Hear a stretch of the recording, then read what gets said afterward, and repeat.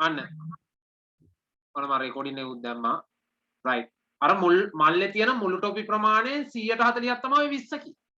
එතකොට අන්නේ 140 ප්‍රමාණය 20 කියනවා නම් ඔයාට පුළුවන් මෙන්න මේ දීලා තියෙන තොරතුරු පාවිච්චි කරලා මේ මල්ලේ තිබ්බ ඇත්තටම තිබ්බ ටොපි ගාන හොයාගන්න. මේ මල්ලේ තිබ්බ මුළු ටොපි ප්‍රමාණය හොයාගන්න හැකියාවක්. එහෙනම් මුළු ටොපි ප්‍රමාණය හොයාගන්න පුළුවන් කොහොමද? මේ මල්ලේ තියෙනවා නම් ටොපි 20ක් එක්ස්පයර් වෙච්ච ඒ මල්ලේ ටොපි ප්‍රමාණයෙන් 140ක් නම් ඒ එක්ස්පයර් වෙච්ච 20 කියන්නේ මුළු මල්ලේ මේ මල්ලේ මුළු ටොපි ප්‍රමාණය කොච්චරක් තිබ්බද කියලා හොයාගන්න පුළුවන්. උදාහරණයක් විදිහට මෙන්න මෙහෙම හිතන්න. මේ මල්ලේ තිබ්බ ටොපි ප්‍රමාණය 140ක් තමා පුතේ 20ක් කියන.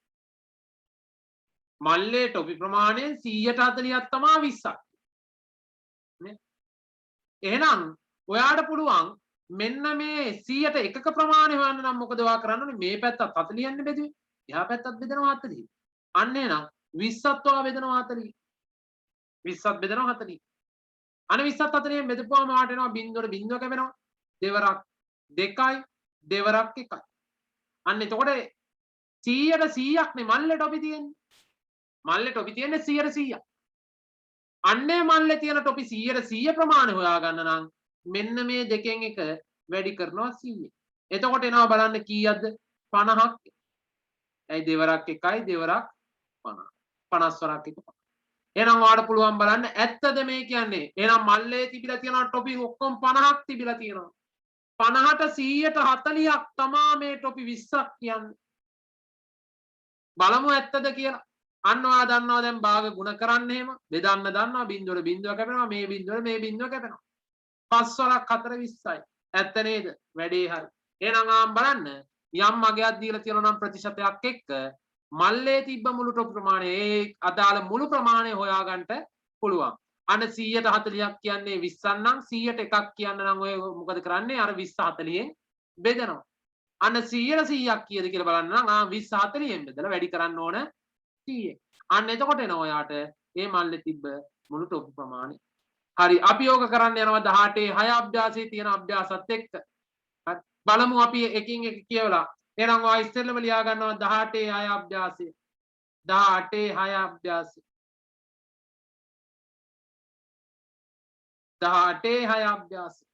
ඔන්න 18 6 අභ්‍යාසය. වැඩේ පටන් ගන්නයි.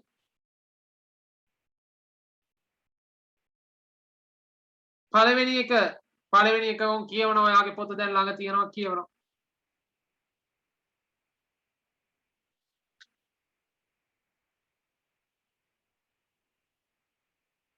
පළවෙනි එක මොකද්ද? පුද්ගලයෙකුගේ වැටුපෙන් මුළු වැටුපෙන් 130ක් රුපියල් 7200ලු. අන්න මුළු වැටුපෙන් 130 කීයද? අපිට දීලා තියෙනවා මේ ලියනවා. වාක්‍ය දීලා හදන්න ඕනේ මේවා. අන්න මුළු වැටුපෙන් 100ට කීයද පුතේ? 30ක ප්‍රමාණය. කීයද මේ 130ක ප්‍රමාණයක් කියන්නේ රුපියල් 7200යි. අපිට හොයන්න කියන්නේ මොකද්ද? ඔහුගේ වැටුප කීයද කියලා. එහෙනම් මුළු වැටුප හොයනවා කොහමද? මුළු වැටුප සමානයි 7200ක් කියන්නේ පුතේ 30ක්. එහෙනම් මේ 7230න් බෙදලා 100ක් කියන්නේ කීයක්ද කියලා හොයාගන්න ඕනේ. අන්න වැඩි කරනවා 100න්. වැඩේ ඉවරයි. එකපාර හොයාගන්න පුළුවන්. අන්න එහෙනම් 7200 බෙදනවා 30න් වැඩි කරනවා 100න්. 7230න් බෙදපුවාම එන්නේ එකක ගාන අන්න 100ක ගානයි හොයාගන්න ඕනේ. ඒ හින්දා තමයි අපි වැඩි කරේ 100න්. අන්න 7230න් බෙදුවා වැඩි කරා 100න්. බලන්න දැන් ඔයා දන්න උඩ යට එහෙම කපන්න පුළුවන් මේ බිංදුවට මේ බිංදුව කපන්න පුළුවන් ඕනම් මේ බිංදුවකට කපන්න පුළුවන්. තුන් වරක් චක්‍රයෙන් බලන්න 72ට තියනවාද කියලා. තුන් වරක් 1යි තුන් වරක් 2 6යි එකක් ඉතුරුයි 12ට තුන් වරක් 4 12යි. අන්න බිංදුව 1යි. අන්න 2410න් වැඩි කරපුවාම කීයද 24000යි. අන්න එන රුපියල් 24000ක් තමයි මෙයාගේ මුළු වැටුප. අන්න හරි ලේසි. අන්න රුපියල් 24000ක් තමයි මුළු වැටුප වෙන්නේ. අන්න බලන්න. අන්න ඒ විදිහට 2යි 3යි 4යි 5යි හදන්න පුළුවන් ඔයාට. බලන්න try එකක් දෙන්න දෙවෙනි ගාන හදන්න. දෙවෙනි ගාන හදලි වෙලා අත උස්සන්න. දෙවෙනි ගාන 40 වෙනි ලත උස්සන්න.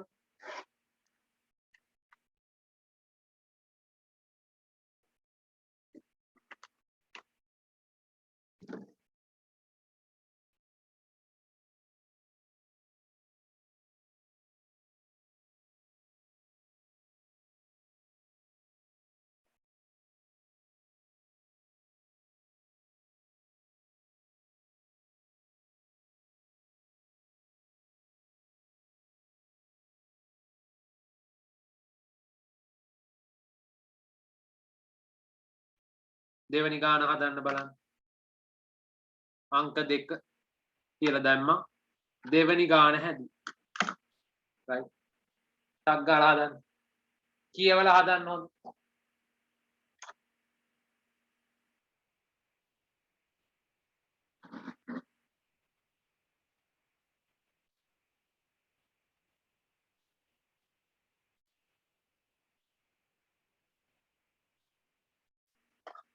ඔන්න බලන්න දෙවෙනි ගාන කියවනවා. එක්තරා වැසි දිනක පාසලක ළමයින් පැමිණීම 60ක් විය. අන්න පාසලක ළමයි ඉන්නා පුතේ 60ක්. කියනවා මොකද්ද? එදින පැමිණි ළමයි ගන්න 420යි. එතකොට මේ වැසි දිනේ පාසලක ළමයින්ගේ පැමිණීම 60යිලු. එදා ඇවිල්ලා තියෙනවලු 420ක්. පාසලේ මුළු ළමයි ගාන හොයන්නලු. අන්න වැසි දිනයේ පැමිණි ළමුන් ගණන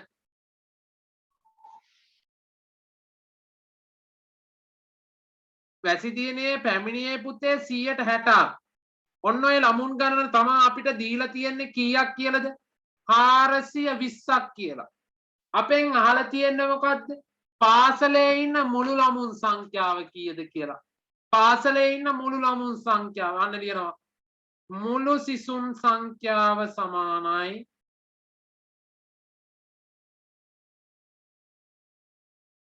එදා ඇවිල්ලා ඉන්නවා 420ක් වැසි දවසේ.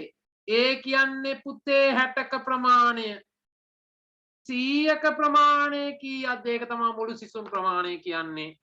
අන්න බලන්න එහෙනම් 420 60න් බෙදුවා. 100න් වැඩි කරා. 6 වරක් 1යි. 6 වරක් 6 36 6 වරක් 7 40. 7 වරක් 100 700. එහෙනම් ආම් පාසලේ ඉන්න මුළු සිසුන් ප්‍රමාණය 700ක් වෙනවා. පාසලේ ඉන්න මුළු 700ක් සිසුන්. ඔක්කොම ශිෂ්‍යයින් 700ක් ඉන්නවා පාසලේ.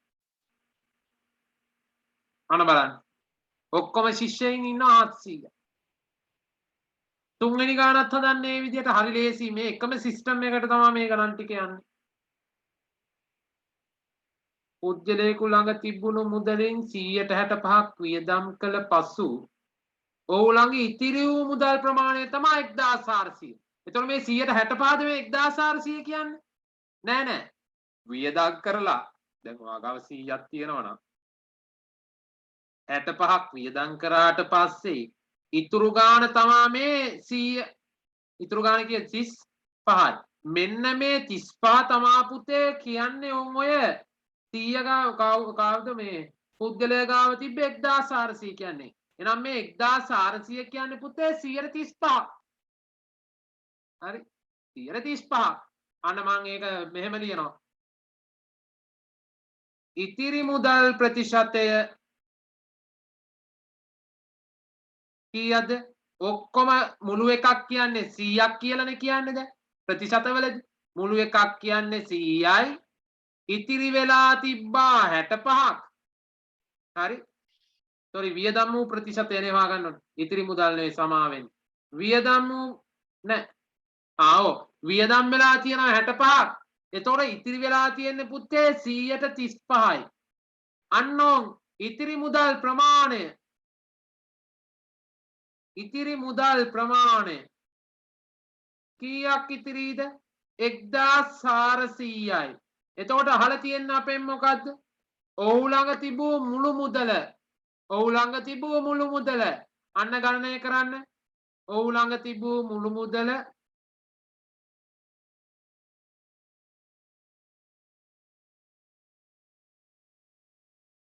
සමානයි අන්න 1400ක් තමයි ඉතුරු උනේ.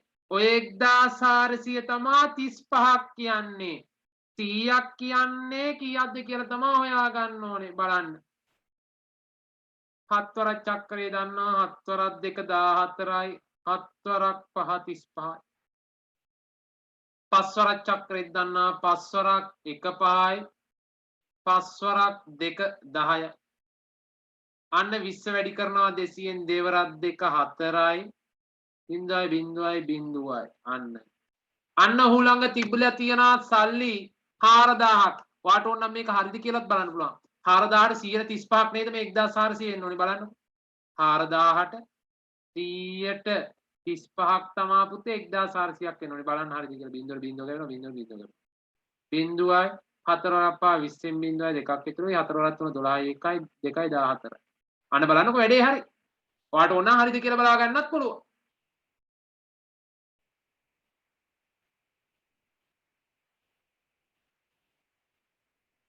බලන්න ඊළඟ ගානත් හදන්න. ওই ගාන ටික හදලා අපි යනවා ඊළඟ පාඩමට අද.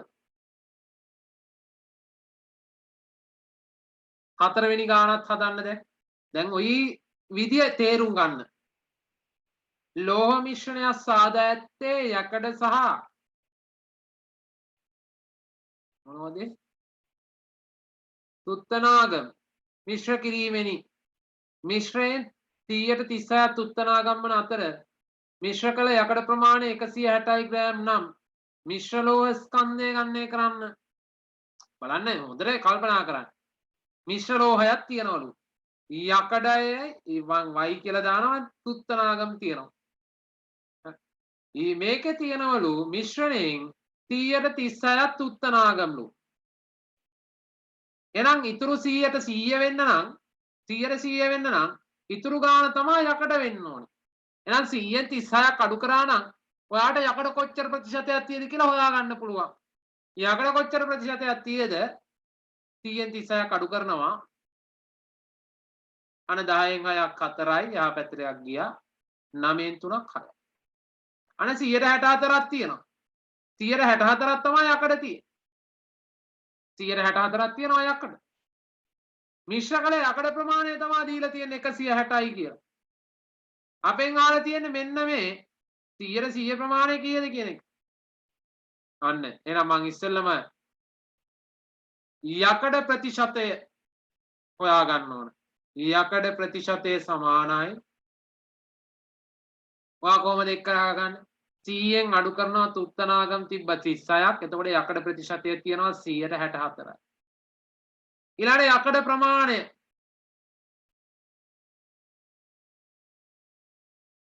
යකඩ ප්‍රමාණය 164 ප්‍රමාණය තමයි අපිට දීලා තියෙන්නේ ග්‍රෑම් 160යි. අන්න එහෙනම් අපෙන් අහලා තියෙන්නේ මොකද්ද?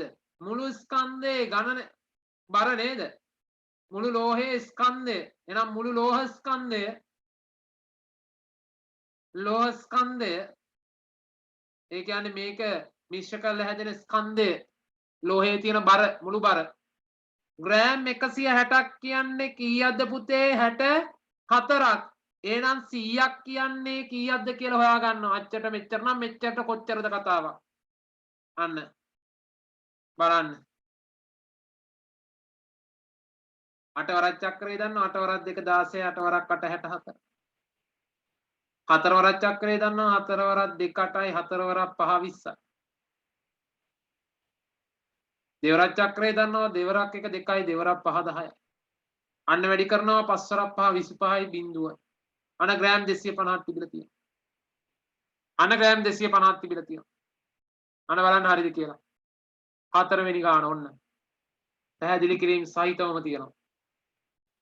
පස්වෙනි ගාන තනියම හදන්න. පස්වෙනි ගාන තනියම හදන්න ඕන් හතරවෙනි ගාන තියෙනවා.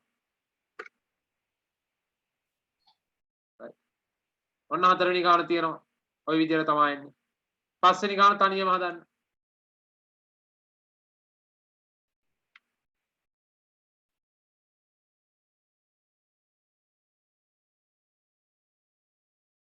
පස්වෙනි ගාන තනියම හදමු.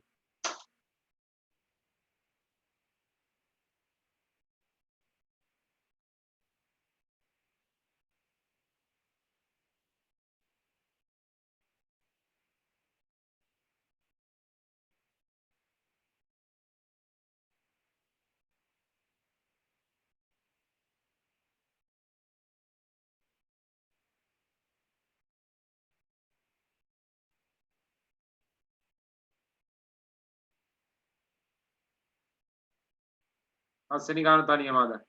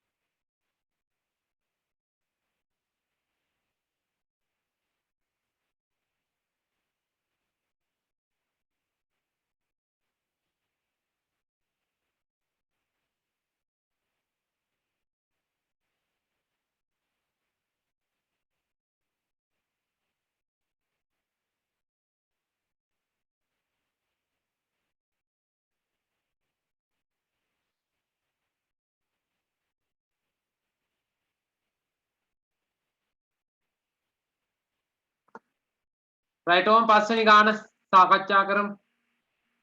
5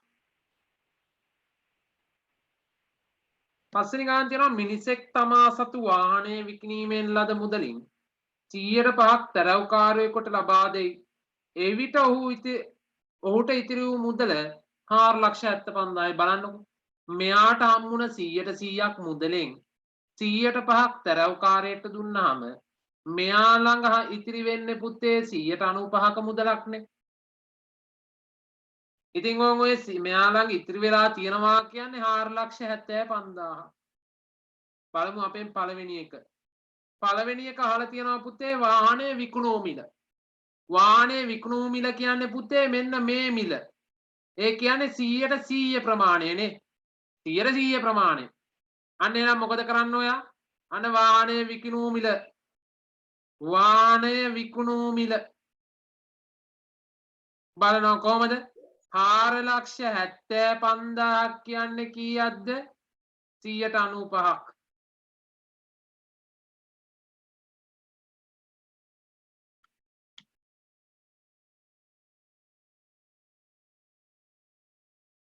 රයිට්. වාහනේ විකුණූ මිල සමානයි 4,75,000 කියන්නේ 195ක් නම් වාහනේ විකුණූ මිල කියන්නේ 100% ප්‍රමාණය. අන්න 100%ක් කියන්නේ කීයක්ද කියලා. අන්න සුළු කරන්න ඕනද?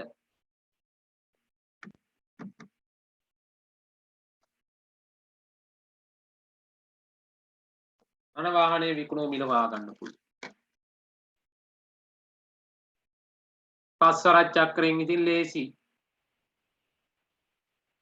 පස්වරක් 1යි 5යි 45ට 9යි. පස්වරක් 9 45 25ට පස්වරක් 5 25. 95,000.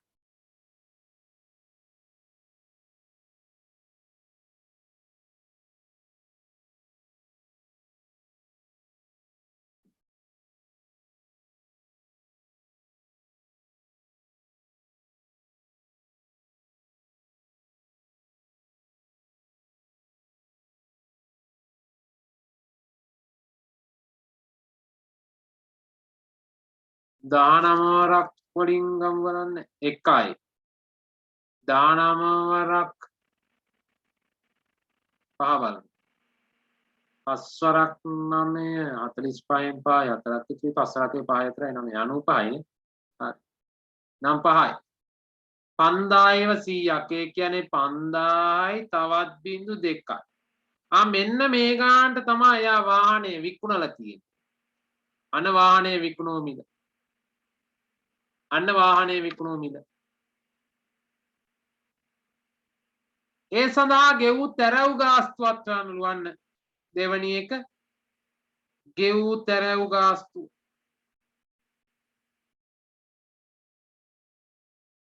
ගෙවූ තැරැව් ගාස්තුව කීයක්ද? මේ ලක්ෂ 5න් 100% ගෙව්වේ. අන්න බලනවා ලක්ෂ 5න් 100%.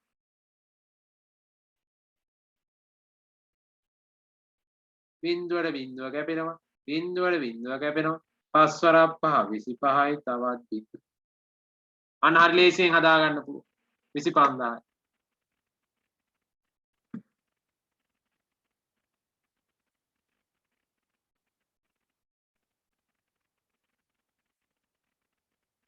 හරි. බලන්න හදලා ඉවර කට්ටිය ඉන්නවා නම් අතුස්ස.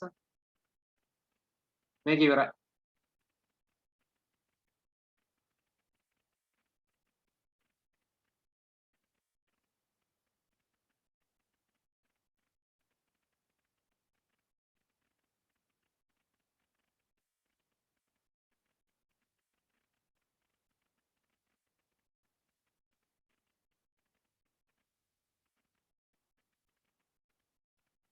මහේෂ් පුතා ඉවරයිද?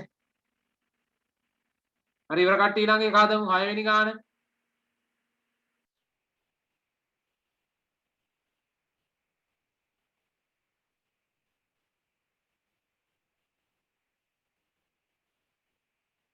ඉවරයි ඊළඟ එක හැදුවා. රයිට් හොඳයි. ඊළඟ එක හදාන්න 6 වෙනි ගාන.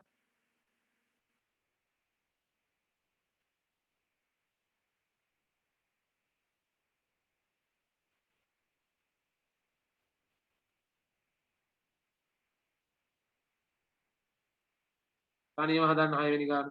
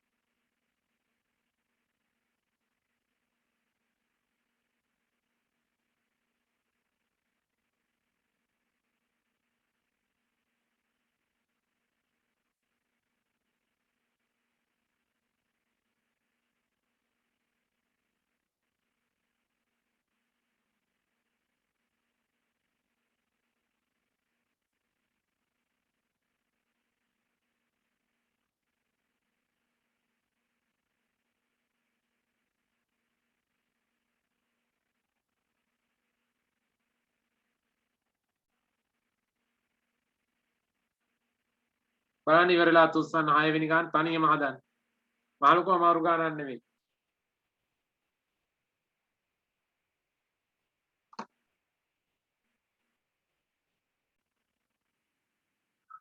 ඔන්න 6 වෙනි ගාන මෙහෙම තියෙනවා බලන්න.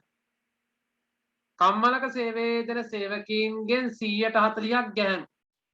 එහෙනම් ඉතුරු 160ම කවුද? මේ ගැහැණු නම් ඉතුරු 160 තමා පුතේ පිරිමි. පිරිමි කට්ටිය 160ක් කියන්න අවශ්‍ය නැහැ. එකක් දීලා තියෙනවා අනිත් දාන ඇවිල්ලා ඉතුරු කට්ටිය. කියනවා ගැහැණු වෙතෙති කම්මලේ සේවේදන පිරිමි ගණන 75ලු. පිරිමි ළමයි කට්ටිය ඉන්නවලු 75. මුළු සේවකයන් කීයද කියලා අහනවා. මුළු සේවකයන් කියන්නේ පුතේ 100ට 100න්නේ මුළු ගාන. අනේ නම් ඉස්සෙල්ලම පිරිමි ප්‍රතිශතය හොයාගන්නවා. පිරිමි ප්‍රතිශතය කොහොමද හොයාගත්තේ? 100න් 40ක් අඩු කරා අන්න 160යි ඉන්න කට්ටිය. හරි. ඊළාට කම්මලේ මුළු සේවකී මුළු සේවකී අන ඉන්නවලු 75ක් පිරිමි. ඔය 75ලු 160 මුළු සේවකයන් කියන්නේ 100ට 100ක්. අන්න එනම් 100න් වැඩි. බිංදුවට බිංදුව කැපෙනවා. දෙවරක් 3 6යි. දෙවරක් 5 10යි. තුන් වරක් 1 3යි. තුන් වරක් 2 6යි. එකක් ඉතුරුයි. තුන් වරක් 5 15යි. 25 වරක් 5 බලනවා පුතේ. අන්න එනවා මුළු සේවකයෝ ඉන්නවා කම්මලේ 125. කම්මලේ මුළු සේවකයෝ ඉන්නවා 125. අන්න බලන්න 7 වෙනි ගානත් හදන්න තනියම හොඳයි. 7 වෙනි ගානත් තනියම හදන්න. right. ඔන්න රෝමාංක 2. රෝමාංක 2 අහනවා නියමිත කාලයේදී ඔහුගේ ස්කන්ධය 112කින් අඩු වුණා නම් උන්දගේ මුළු බරෙන් 112ක් අඩු වුණා නම් දැන් ඔහුගේ ස්කන්ධය එහෙනම් අඩු වුණ 112 හොයා ගන්න ඕන. අඩු වූ 112 ස්කන්ධය කොහොමද බලන්නේ? කිලෝ 90ක් තිබ්බා ඒකෙන් 112ක් කීයද කියලා බලන්න. බිංදුවට බිංදුව කැපෙනවා. දෙවරක් 5 10යි. දෙවරක් 6 12යි. නවවරක් 6 කීයද කියලා බලන්න. නවවරක් 45යි.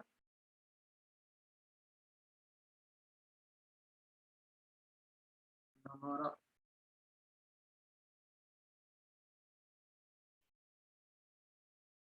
54යි. 54 තමා පුතේ 5න් බෙදන්න ඕනේ. දශම ගානක් එයි කමන්නේ. දශම ගානක් එයි. කරන්න දෙයක් නැහැ. අනේ මොකද කරන්නේ? 54 බෙදනවා 5න්. පැත්තකින් බෙදලා බලනවා. 5 1යි 5යි බිංදුවයි 4 ගෙනාව බිංදුවයි 40ට 5 8 40යි 10.8. මේ 10.8 කිලෝග්‍රෑම් අඩු වුණාලු මුන්දගේ. එතකොට දැන් බරනේ අහලා තියෙන්නේ අපේ. දැන් බරනේ. අන්න ඔහුගේ දැන් බර. දැන් ස්කන්ධ. කිලෝ 90ක් තිබ්බා අඩුනා කිලෝ 10.8ක්. එහෙනම් දැන් කීයක් තියෙද කියලා බලන්න 90න් 10.8ක් අඩු කරනවා 2යි 9න් 8න් එකක් 7යි අන්න 79.2ක් තියෙනවා කිලෝ. ඒ කියන්නේ කිලෝ 79 ග්‍රෑම් 200යි කියන එක. Kilo 79 gram 200යි. නවුන් ඔහුගේ ස්කන්ධය 79යි 200යි. හරි. බලන්න වැරද්ද තැනක් තියෙනවා නම් හදාගන්න. වැරද්ද තැනක් තියෙනවා නම් හදාගත්තටක් ගා. ඊළඟ පාඩමට යන්නයි හදා. ඒ නිසා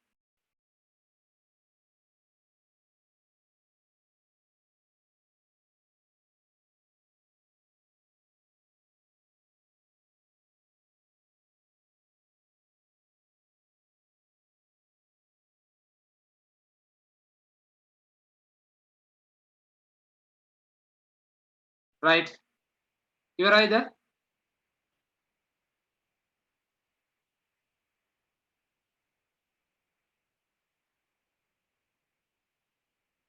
ඊළඟ තවත් ලේසි පාඩමක් ඉගෙන ගන්නයි යන්නේ. කුලක කියන පාඩම ඉගෙන ගන්නයි යන්නේ. මේ කතාව ඉවරයිද?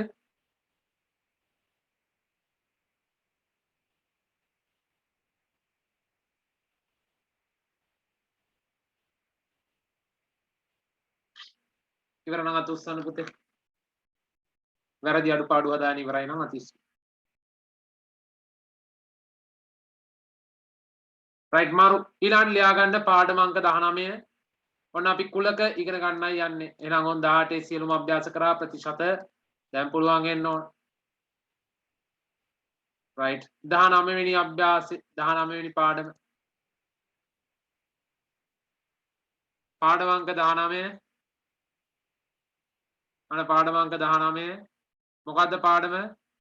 කුලක කුලක කුලක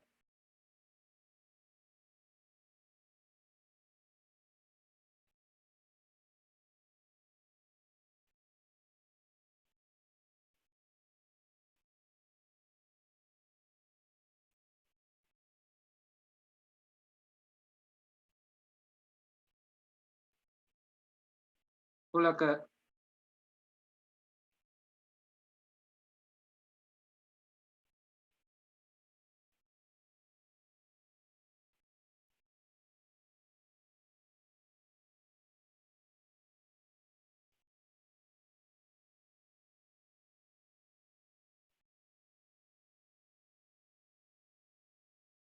right කුලකයක් කියන්නේ මෙන්න මේ වගේ එකක් පුතේ. මොන බලන්න. ඔන්න දැන් අපි කුලක කියන පාඩම තමයි ඉගෙන ගන්න යන්නේ. කුලකයක් කියන්නේ මොකක්ද කියන එක තැන ඉඳන්ම උගන්වනවා. right හරි. මම අච්චු පොත පුතක් ගන්නකම් right කුලක මෙන්න බලන්න කුලක කියන පාඩම හොඳට අහගන්න. මොකද්ද මේ කුලකයක් කියන්නේ කියලා. උදාහරණයක් විදිහට ගත්තොත් අපි අර තේරීම කියලා පාඩමක් කරානේ. තේරීම කියන පාඩමක් කලින් ওই අවුරුදු වල කරේ 6 7 වසරවල වලදී. අන්න ඒ පාඩමෙන් තමයි මේ කුලක කියන පාඩම හැදෙන්නේ. එතකොට මේ තේරීම කියන පාඩමේ අපි කරේ මොකද්ද? එක වගේ ගුණාංග තියෙන ඒවා ටිකක් එක කොටසකට ගත්තා. නම් කුලකවලත් ඔයාලට ගන්න පුළුවන්. මේ තේරීම කියන පාඩම වගේම තමයි. උදාහරණයක් විදිහට මේ මෙහෙම හිතන්න. දිස්ත්‍රික්ක තියෙනවා. ලංකාවේ තියෙනවා පළාත්. අන්න ලංකාවේ පළාත් කියන්නේ එක කුලකයක්. ලංකාවේ පළාත්.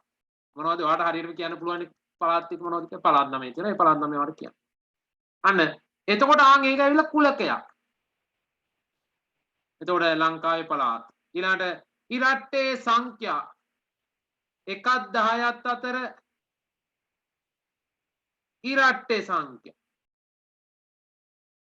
අන්න එහෙම කිව්වම ඔයාලට කියන්න පුළුවන් 1 10ත් අතර ඉරට්ටේ සංඛ්‍යා. 2 4 6 8 10 12 14. එහෙම 10 දක්වා එනකම්. 2 4 6 8. අන්න එහෙනම් ඒ විදිහට අපිට කුලකයක් එහෙනම් හඳුනා ගන්න පුළුවන්. එහෙනම් මොකද්ද මේ කුලකයක් කියන්නේ? කුලකයක් අපි ලියන්නේ මෙහෙම. මෙහෙම ලියන්න පුළුවන්. A කියලා කුලකයක් තියෙනවා මොකද්ද? 1 10ත් අතර ඉරට්ටේ සංඛ්‍යා. එහෙනම් මේ කුලක ලියද්දී අපි පාවිච්චි කරනවා මේ වගේ අක්ෂරයක් ඉංග්‍රීසි හෝඩිය. ඕනෑම අක්ෂරයක් පාවිච්චි කරන්න පුළුවන්. අන්නේ ඉංග්‍රීසි හෝඩිය අක්ෂරයක් පාවිච්චි කරනවා. අන්නේ අක්ෂරය සමානයි කියලා දාලා සංගල වරහන් ඇතුලේ තමයි කුලකය ලියන්නේ. මේ කුලකයම මේ විදිහට ලියන්න පුළුවන්. A සමානයි සංගල වරහන් ඇතුලේ 2 4 6 8 අන්න ওই විදිහට ඔය කුලකෙ ලියන්නත් පුළුවන්. 10න් නැහැ 1ත් 10ත් අතර 1ත් 10ත් අතර කියද්දි 1ත් 10ත් මැද්දේ තියෙන ඉරට්ටෙස්. අන්න එනං ඔන්න ওই විදිහට කමාදදා කුලකේ ලියන්න පුළුවන්. එහෙනම් කුලකේ ලියන්න පුළුවන් ක්‍රම දෙකක්. විස්තරාත්මකව ලියන්නත් පුළුවන්. එහෙම නැත්නම් අපි කියනවා මෙන්න මේ ක්‍රමයට අවයව සහිත අවයව වඩක් තියෙන අවයව කකුල් තියෙනවා අත් තියෙනවා. අන්න ඒ වගේ අවයව සහිතව කුලකේ ලියන්න. එහෙනම් කුලකයක් අනිවාර්යයෙන්ම ලියන්නේ සංග්‍රහ වරහණක් ඇතුලේ. යම් කිසියම් අපි ඉංග්‍රීසි අකුරකට තමා කුලකය සමාන කරන්නේ. ඉතින් මේ කුලකයට වාගේ පොත ගත්තොත් එහෙම වාගේ 40 වෙනි එක්වෙනි පිටුවේ තියෙනවා ඔන්න බලන්න කියවන්න. කහ පාට කොටුව ඇතුලේ තියෙන පළවෙනි කොටුවේ තියෙන දේ කියවමු. කුලකයකට අයත් අවයව සියල්ල හඳුනාගත හැකි පරිදි ලියා දැක්විය හැකි විට සංගල වරහණක් තුල යොකමා යොදා ගනිමින් එම අවයව වෙන් කිරීමෙන් කුලකය ලියා දැක්විය හැක. අපි කලිනුත් අපි ඔය ඉගෙනගෙන තියෙනවා. කුලකයක අවයව සංගල වරහන් තුල ලිවීමෙන් කුලකයක් ලියා දැක්වීමේදී එක් අවයවයක් එක්වරක් පමණක් සංගල වරහන් තුල ලිවිය යුතුය. උදාහරණයක් විදිහට ඒ කියපු කතාව තමයි මෙන්න මේ ලියන්නේ. මාතර කියන ඉංග්‍රීසියෙන් ලියලා තියෙනවා මාතර. ඔන්නෝක ඔයාලට කුලකයක් විදිහට ලියන්න පුළුවන්. A කියලා කුලකයක් තියෙනවා. නැත්නම් අපි කියමුකෝ B කියලා. මේ මම ලියන්න පුළුවන් මේක මෙහෙම. B කුලකයෙන් පෙන්눔 කරන්නේ මොනකද්ද දන්නවද? මාතර කියන එකේ තියෙන ඉංග්‍රීසි හෝඩියේ අක්ෂර. අන්න මම ලියනවා මෙහෙම. මාතර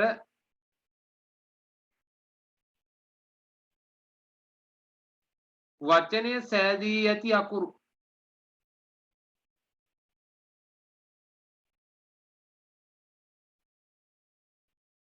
මේ ඇවිල්ලා තමයි විස්තරාත්මකව කුලකයක් ලියන විදිහ. ඔන්න ඔය විස්තරාත්මක කුලකය, ඔය විස්තරාත්මක කුලකය අවයව සහිත ලියනවා නම් පුතේ එක අවයවයක් විතරයි ලියන්න පුළුවන්. දැන් මෙතන A අකුරු ගොඩක් තියෙනවා. A අකුරු තුනක් තියෙනවා කියලා A අකුරු තුනක් ලියනවාද? එහෙම ලියන්නේ නැහැ. මෙන්න මෙහෙම කමාදදා M A අන T H ආපහු A ලියන්නේ ඒකපාරක් ලිව්වනේ. අන්න ආපහු R එනවා. ආපහු A ලියන්නේ ඇයි ඒකපාරක් ලිව්වනේ. එහෙනම් එක අවයවයක් එක පාරයි ලියන්නේ ඔය සංගල වරහනේ. කමාදදා තමා ලියන්නේ සංගල වරහන ඇතුලේ එක් අවයවයක් එක පාරයි ලියන්නේ. එහෙනම් ඕන් ওই විදිහට තමා කුලක අපි පෙන්වන්නේ. නම් ඕන් ওই විදිහට තමා කුලක අපි පෙන්වන්නේ. හරි. අන්න එහෙනම් නිශ්චිතම අවයව වලින් හඳුනා ගන්න පුළුවන් දේවල් තමයි ඔය කුලකයක් කියන්නේ. අන්න කුලකයක් පෙන්වන විදිහ. right. ටග් ගාලා අපි කරනවා ඔයාගේ මතකයේ අලුත් කරගන්න මේවා කලින් කරලා තියෙනවා 7 වසර ඉගෙන ගත්ත කුලක. right. අපි කරනවා පුනරීක්ෂණ අභ්‍යාසවල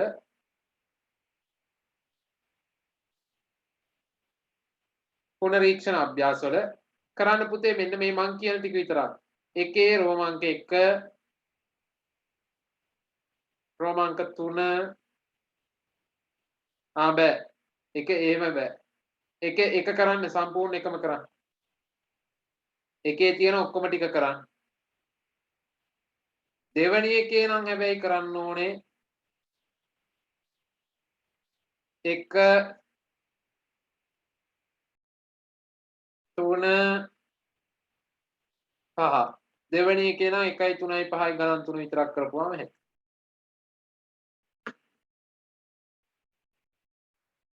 ඊළඟ තුන සම්පූර්ණයෙන්ම කරන්න ඕන.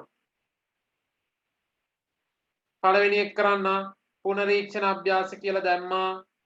රෝමාංක 1 එකේ රෝමාංක 1 මොකද්ද මේ කියන්නේ? පහද දැක්වෙන ප්‍රකාශ අභ්‍යාස පොතේ පිටපත් කරන්න අවශ්‍ය නැහැ අපි.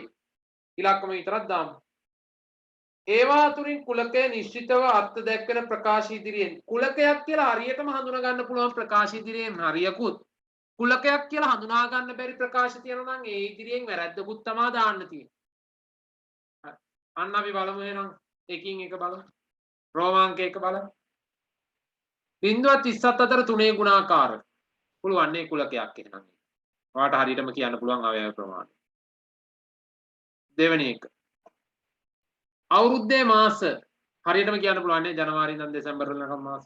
අන්න එහෙනම් ඒකත් හරි. රෝමාංක 3. ලස්සන මල්.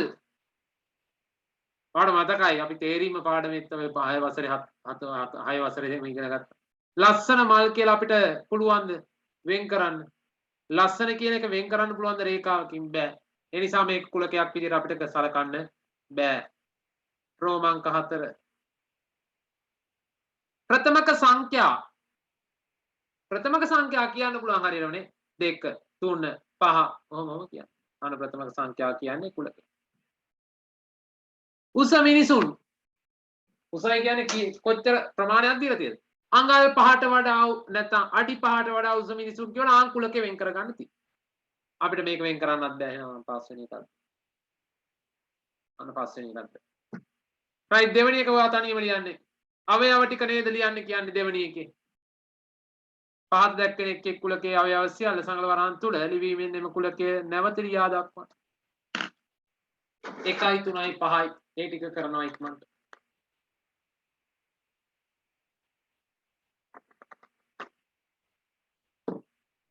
අවයව ටික ලියන්න කුලකේ. කුලකයේ අවයව ටික ලියන්න.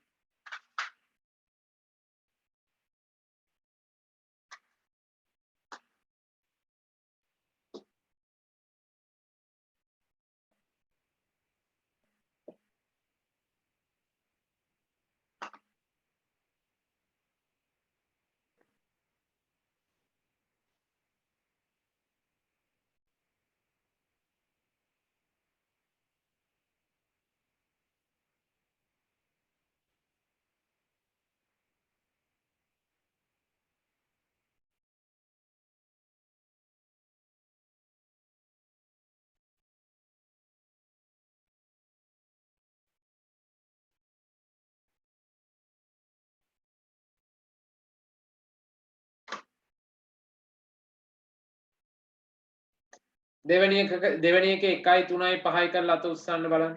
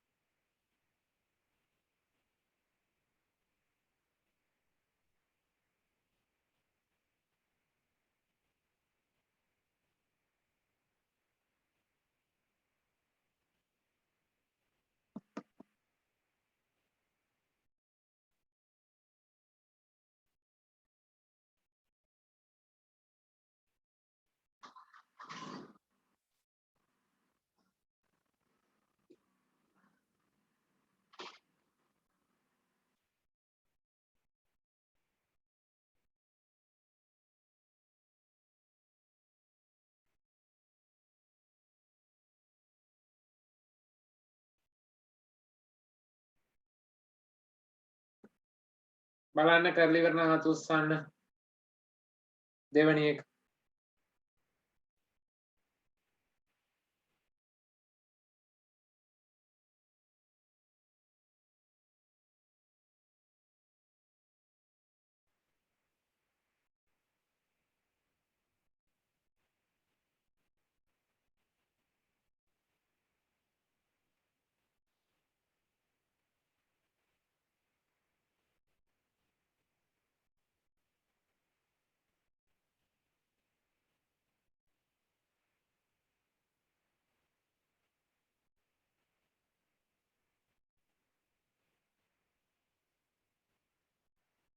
right මාරු.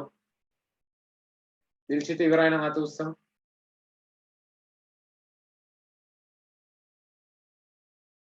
right හොඳයි. දෙන්නම ඉවරයි. ඔන්න එහෙනම් වැඩේ පටන් ගන්නවා. කතාව තේරෙනවද? මොකද්ද වෙන්නේ කියලා දාන්න. right. එහෙනම් එක රෝමාංකිකයේ තියෙනවා a කියන්නේ 0.37 අතර සමචතුරස්‍ර සංඛ්‍යාව. එහෙනම් ඔයාගේ උත්තරේ තියෙනවනේ a සමානයි සංග්‍රහ වරහන් දාලා. ඔයා දන්නවා සමචතුරස්‍ර සංඛ්‍යා කියන්නේ මොනවද කියලා මේ 1 4 9 අන්න එහෙනම් 1 4 9 කීයද 20ත් අතර. ඒ කියන්නේ එක් වරක් 1යි දෙවරක් 2 4යි තුන් වරක් 3 9 හතර වරක් 16යි එච්චරයි 20ට වෙනකන් විතරයි. වැඩිලාද? තුන්වෙනි එකේ C අවුරුද්දේ දින 31ක් ඇති මාස ආන් ජනවාරි මාසේ තියෙනවා. පෙබරවාරි නෑනේ. මාර්තු වල තියෙනවා. අප්‍රේල් නෑ. මැයි තියෙනවා. ජනවාරි පෙබරවාරි මාර්තු අප්‍රේල් මැයි ජූනි නෑ ජූලි තියෙනවා. අගෝස්තුත් තියෙනවා.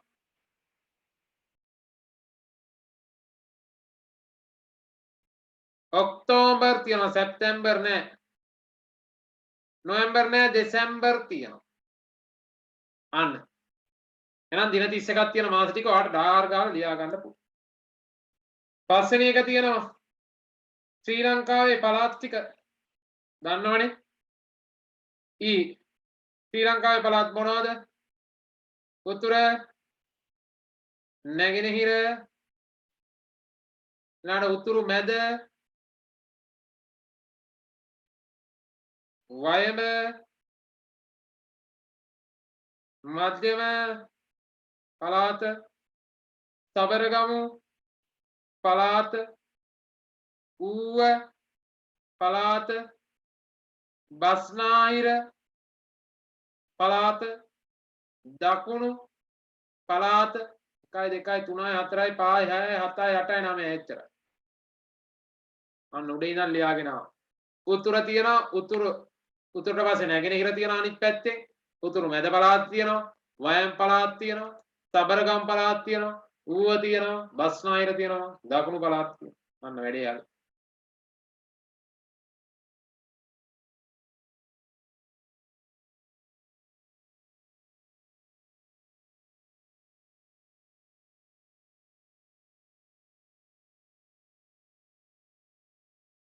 right. ඔන් ඊළාට අපි ලියනවා කුලක අංකණය. ඔන්න බලන්න. කුලක අංකණය කියන්නේ පුතේ කුලක අපි පෙන්වන්න විවිධ සංකේත පාවිච්චි කරනවා. එක එක જાතියේ සංකේත පාවිච්චි කරනවා. එක එක සංකේත. කුලකයක අවයවයක් පෙන්වන්න අපි පාවිච්චි කරන සංකේත තමයි මෙන්න මේ සංකේත. වාගේ පොතේ තියෙනවා. මේ මොකද්ද නිකන් අර E එකම තමයි කැපිටල් ඒ වුණාට ඉතින් ලියදි චුට්ටක් මේක ග්‍රීක අක්ෂරයක්. ඊම තමයි. හැබැයි අර මේ විදියට නෙවෙයි E ලියන්නේ. රවුම 100ක ගහලා මැදින් ඉර. අන්න ඔකට කියනවා අපි ඕක තමයි අවයවය පෙන්눔 කරන සංකේතය. අවයවයක්. මේකෙන් පෙන්눔 කරන්නේ අවයවය.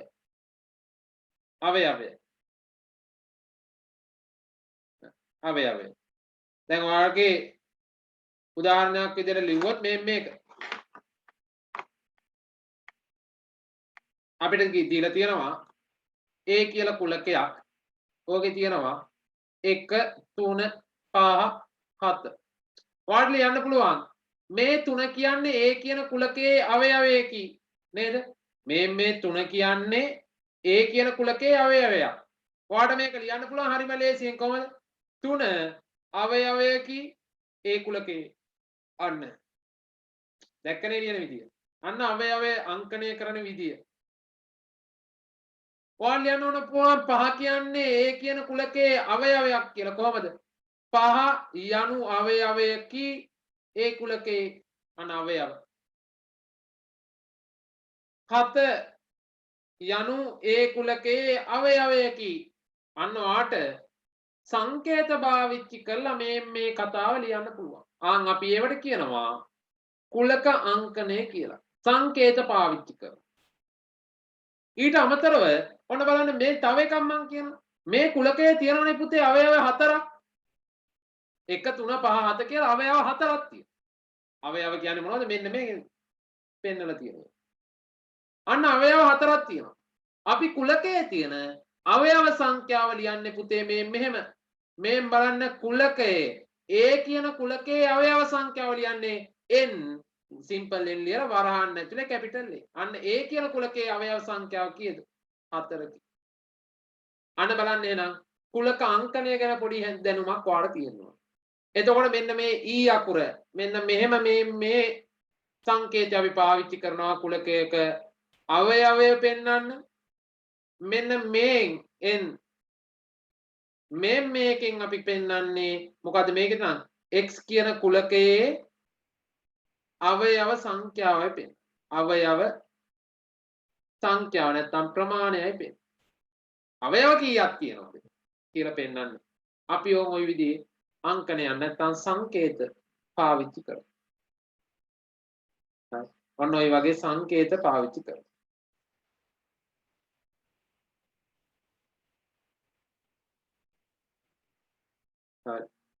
right. තව අපි ඉස්සරහට සාකච්ඡා කරමු. එහෙනම් අපි ලියාගමු කුලක අංකණය කියලා ලියා ගන්න. මාතෘකාවක් ලියා ගන්න කුලක අංකණය.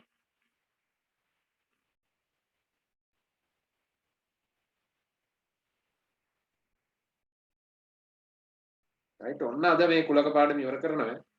කුලක අංකණය ලියාගත්ත මාතෘකාව. ඒ අටතේ ලියා ගන්න අවයව වරහණක් දාලා අර ලකුණ ඇඳ ගන්නවා. අන්න අවයව.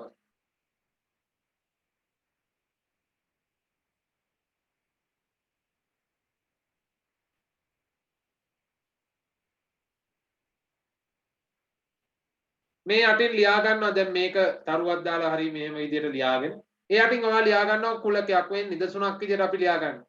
A කියලා කුලකයක් තියෙනවා 1 3 5 7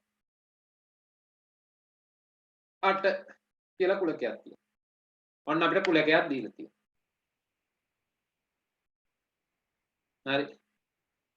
අන්න ඔයා යටින් ලියනවා 1 කියන්නේ A කියන කුලකයේ අවයවයකි.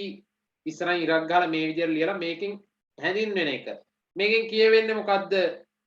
මේකෙන් කියවෙන්නේ මොකද්ද කියලාත් ඔයා ලියා ගන්නවා. මොකද්ද මේකෙන් කියවෙන්නේ? 1 යනු A කුලකයේ අවයවයකි. එහෙනම් 1 කමාවක් දාලා A කුලකයේ අවයවයකි. කුලකයේ අවයවයකි. ඒ විදිහට දෙකක් විතර තව ලියාගමු. අන දෙකක් විතර තව ලියාගමු. 5 අවයවයකි A කුලකයේ අන්න ලියනවා. මේකමයි. 5 A කුලකයේ අවයවයකි. අන්න 5 A කුලකයේ අවයවයකි. තව එකක් ලියාගමු 8 අන්න A කියන කුලකයේ අවයවයකි සමාවෙන්න. අන්න අවයවයකි A කුලකයේ අන්න ලියනවා එකක්. 8 A කුලකයේ අවයවයකි. ඒක තමයි එකකින් කියලා තියෙන්නේ. මං අහනවා 10 කියන්නේ A කුලකයේ අවයවයක්ද? නෑ. අන්න ඒක පුතේ මෙන්න මේ කුලකයේ ලකුණ ඔහොම පැත්තට කපන්න. අවයවයක් නොවේ A කුලකයේ.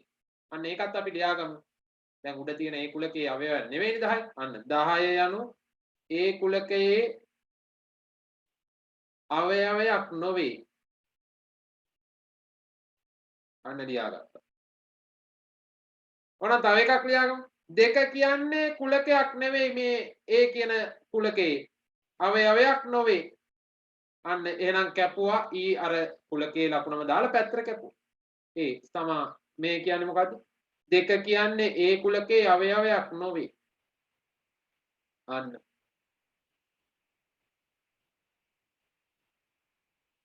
තේරෙනවා කතාව දැන්. ඔන්න අවයව පෙන්නන ඔන්න ඔය වගේ ඊ ලකුණේ ඊ වගේ අක්ෂරයකින් ඔය වගේ විදියට. එහෙනම් අවයවයක් නෙවෙන්නේ නැහැ කියලා පෙන්නන නම් මොකද කරන්නේ?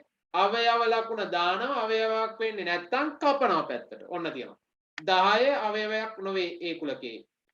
2 කියන එක අවයවයක් නොවේ ඒ කියන කුලකයේ. අන්න. ඔන්න ඔය ටික ලියාගත්තා. මම දැන් පොඩි නෝට් එකක් වගේ යනවා.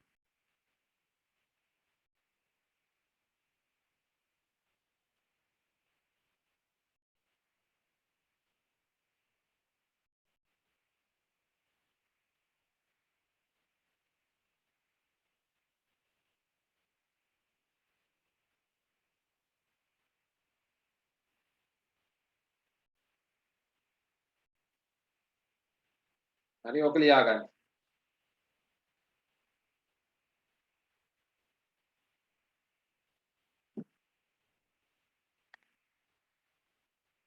මේක ලියාගෙන ඉවර වෙලා අපි යනවා ඊළඟ තරුව. දැන් මේක තමයි පළවෙනි තරුව, මේක තමයි අවයව. අන්නෝන් ඊළඟ තරුව අවයව සංඛ්‍යාව.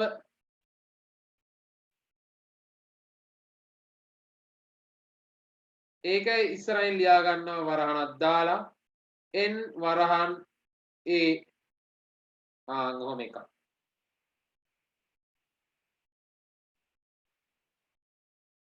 n වරහන් ඇතුලේ a.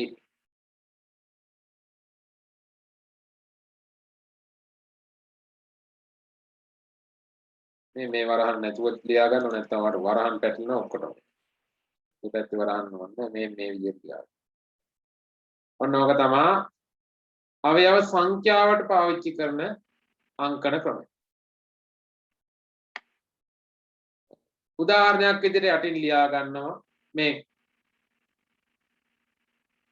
B කියලා කුලකයක් දීලා තියෙනවා. ඒකේ තියෙනවා මේ විදිහට ඉලක්කම් කීපයක් 2 4 6 8 10 කියන. මේකේ ඊට පස්සේ යටින් ලියා ගන්නවා ඒක ලියාගෙන ඉවරලා අවයව සංඛ්‍යාව සමානයි B කුලකයේ කියලා ලියාගත්තම වන්නේ B කුලකයේ අවයව සංඛ්‍යාව සමානයි 1 2 3 4 5ක් තියෙනවා අවයව. අන 5යි. ඒකම අංකණයෙන් ලියනව නම් කොහොමද ලියන්නේ? n කියන්නේ මේ number of කියන එක.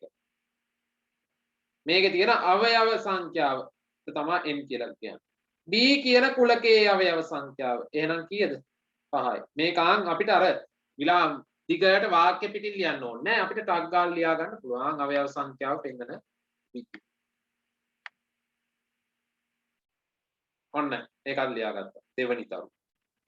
අවයව සංඛ්‍යාව කොහොමද අපි දෙන්නේ?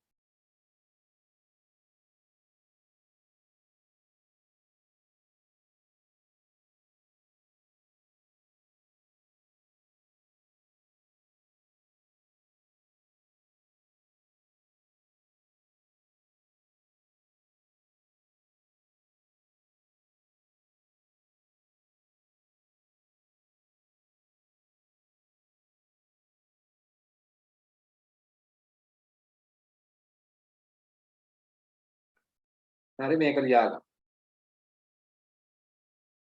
ඊළඟට තුන්වෙනි තරුව පුතේ තුන්වෙනි තරුව ඒක ලියා ගන්න අභිශූන්‍ය කුලයක අභිශූන්‍ය කුලක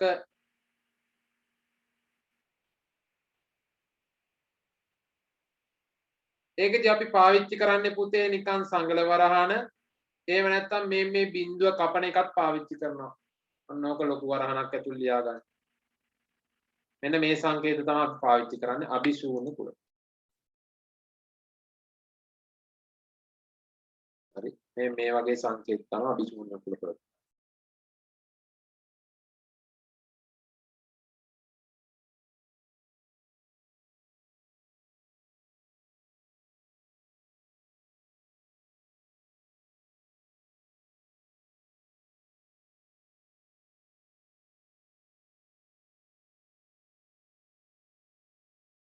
කුලකයක් ලියාගමු අපි නිකන් මේ වගේ මේම ලියාගමු යටි P කියලා කුලකයක් තියෙනවා මොකද්ද දන්නවද මේ? හරි අමාරු එකක්. බිඳුවේ සිට 10 දක්වා ඇති 100 ගුණාකාර. බිඳුවේ ඉඳන් 10 අතර තියෙනවා නේ 100 ගුණාකාර. 100 200 300 නේ පටන් ගන්න. මේකේ අවයව නැහැ. අන්න අපි කියනවා අවයව නැති කුලක වලට අභිශූන්‍ය කුලක. අවයව නැහැ. අන්න බලන්න. අවයව නැත්නම් අපි කියනවා මේක අභිශූන්‍ය කුලකයක්. එහෙනම් මේ කුලකය අපිට පෙන්වන්න පුළුවන් මෙහෙම. මෙන්න මේ විදිහට නිකන් සංග්‍රහ කරනවා දානවා. ඇයි ඒ? අවයව නැහැ. අවයව ලියන්න බෑ. අවයව ලියන්න බෑ. එහෙම නැත්නම් අපි මේක මෙන්නනම් මෙහෙමත්.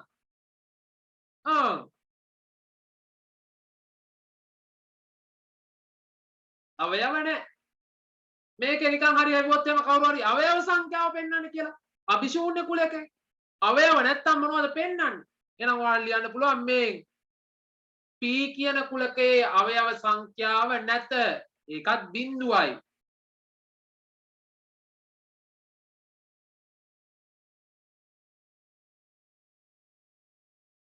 නේද? P කියන කුලකය ඇවිල්ලා අභිශූන්‍ය කුලකයක්. අවයව නැහැ බිඳුවයි. අන්න. ඕවට කියනවා අපි අභිශූන්‍ය කුලක කියලා. නම් ඕන් තුනක් ගැන දැන් ඉගෙන ගත්තා. මොකද්ද? කුලක අංකන ක්‍රමයක්. ඒ කියන්නේ සංකේත පාවිච්චි කරලා අපි පෙන්වනවා ඉස්සරහට යද්දි තව සංකේත එනවා. ඒතකොට දැනට අපි මේ 8 වසරේදී ඉගෙන ගන්න සංකේත තුනක්. අවයවයක් මොන වගේ සංකේතකින්ද පෙන්වන්නේ? ඔයාලට මතකයි E කියන ලකුණම තමයි ඒ උනාට කුට්ටක් වෙනස්. මම රවුම් හැඩයක් යවුවයි. අන්න එතකොට ඕනෑම අවයවයක් මේ කුලකයේ අවයවයක් කියලා පෙන්වන්න අපිට තියෙනවා කෙටි ක්‍රමයක්. ඒ තමයි ඔය අවයව සංකේත පාවිච්චි කරලා අපිට ඕන. ඒ අවයව පෙන්වන්න කරන්න පුළුවන්. ඊළඟට අවයව සංඛ්‍යාව පෙන්වන්න නම් ඔයා පාවිච්චි කරනවා n අකුරත් එක්ක වරහන් ඇතුලේ කුලකයේ නම. ඒකට මම උදාහරණයකුත් ඔයාලට දුන්නා. B කියන කුලකයේ සමානයි 2 4 6 8 10 කියලා. නම් B කුලකයේ අවයව සංඛ්‍යාව තියෙන්නේ 5යි. අවයව කීයක් තියෙනවද කියන එක. ඒක ඔයාලට සංකේතාත්මකව ලියන්න පුළුවන්.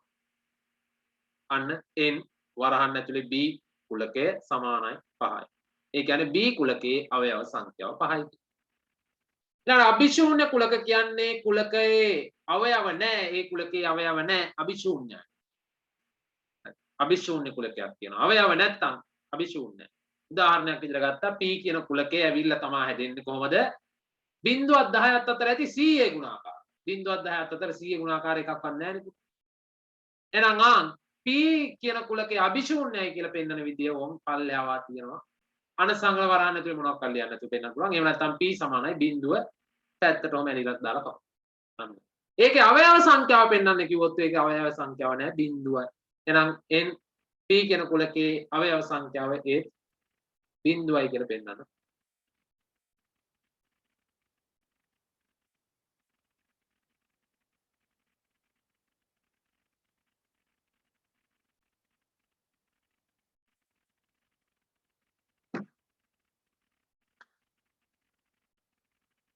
හරි. හරි ඉවර කට්ටිය අත උස්සන්න දැන්. ඔන්න කුලක ඔයාට ඉගෙන ගන්න තියෙන ටික මේක. මොනවද කුලක වල ඉගෙන ගන්න තියෙන්නේ? කොහොමද අවයව සංකේතාත්මකව පෙන්වන්නේ? කොහොමද අවයව ප්‍රමාණය? නැත්නම් කුලකයේ තියෙන අවයව සංඛ්‍යාව කොහොමද සංකේතාත්මකව පෙන්වන්නේ? අභිශූන්‍ය කුලක කොහොමද සංකේතාත්මකව පෙන්වන්නේ? එහෙනම් ඔය කියන කාරණා ටික පුළුවන් නම් දැන් මේකේ තියෙන ඕන අභ්‍යාසයක් වඩ හදන්න පුළුවන්. ඕන අභ්‍යාසයක් හදන්න. කිසි ප්‍රශ්නයක්. රයිට් මම හදන අභ්‍යාසාංක 19 එක අභ්‍යාසෙ පටන් ගන්නවා. ටට්ටක් ගාලා හදමු ගොඩාක් වෙලා යන්නේ. ටක් ගාලා හදමු. 19 එක අභ්‍යාසයේ පළවෙනි ලොකු ගානයි තුන්වෙනි ගානයි විතරක් කරන්න. පළවෙනි ගානයි තුන්වෙනි ගානයි කරන්න. ඔන්න 18 එක අභ්‍යාසය අපි කරන. sorry 19 එක අභ්‍යාසය. 19 එක අභ්‍යාසය කරනවා. ඒකේ ලොකු පළවෙනි ගානයි තව තියෙනවා ලොකු තුන්වෙනි ගානයි ඒකයි කරන්නේ. ඔක්කොම එකේ රෝමාංක ටික ඔක්කොම තුනේ රෝමාංක ටික ඔක්කොම 8ක් කාල කරන්න බෑ. පළවෙනි එක ඉවරලා අතුස්සන්. පළවෙනි එක ඉවරලා අතුස්සන්. පළවෙනි එක ඉවරලා අතුස්සන්.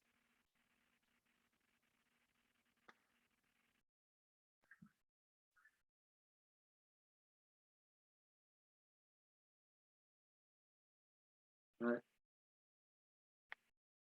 එන්න 19 එකේ 1යි 3යි අභ්‍යාස වල පිළිතුරු ටික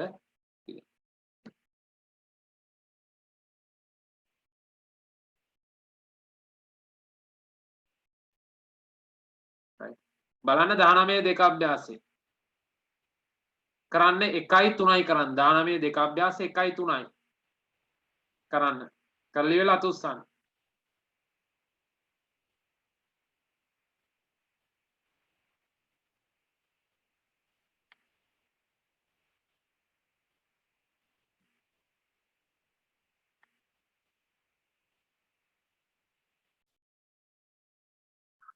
ඒ විදිහට ටක් ගාලා ලියන්න අවයව ටික ටක් ගාලා ලියා ගන්න මේ විදිහට.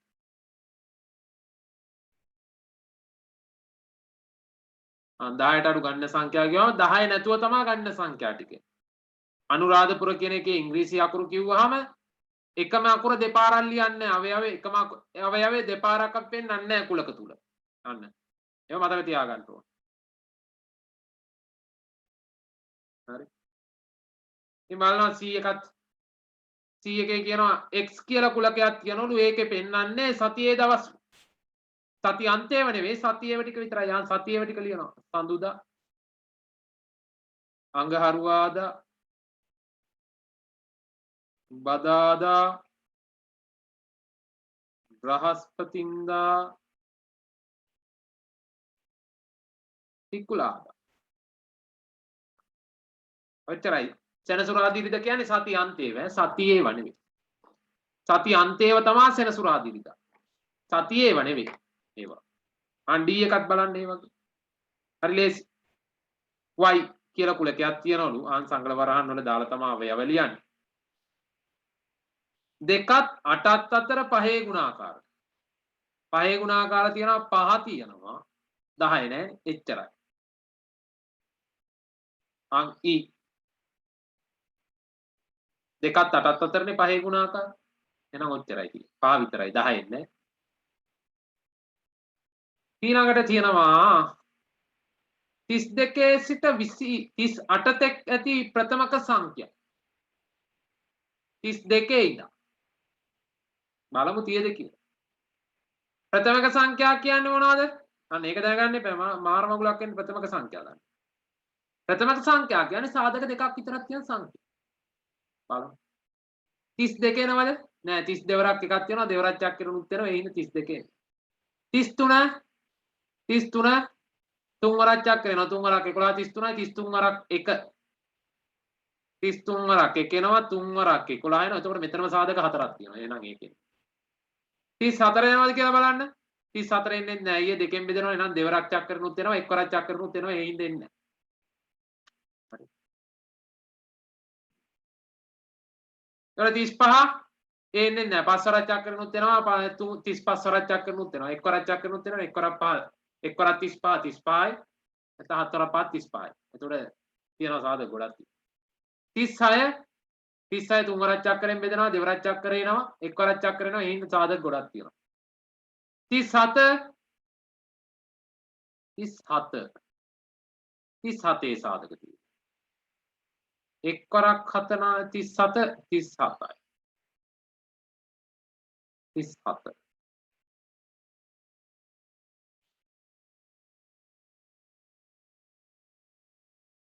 දෙකෙන් බෙදෙන්නේ නැහැ තුනෙන් බෙදෙන්නෙත් නැහැ නේ තුනෙන් බෙදෙන්නේ නැහැ හතරෙන් බෙදෙන්නේ නැහැ පස් වරක් චක්‍රෙත් නැහැ හය වරක් චක්‍රෙත් නැහැ හත් වරක් චක්‍රෙත් නැහැ අට වරක් නැහැ නව වරක් නැහැ 10 වරක් නැහැ 11 වරක් නැහැ 12 වරක් නැහැ ඉතින් නැහැ ඉතින් 13 වරක් තියෙනවා 14 වරක්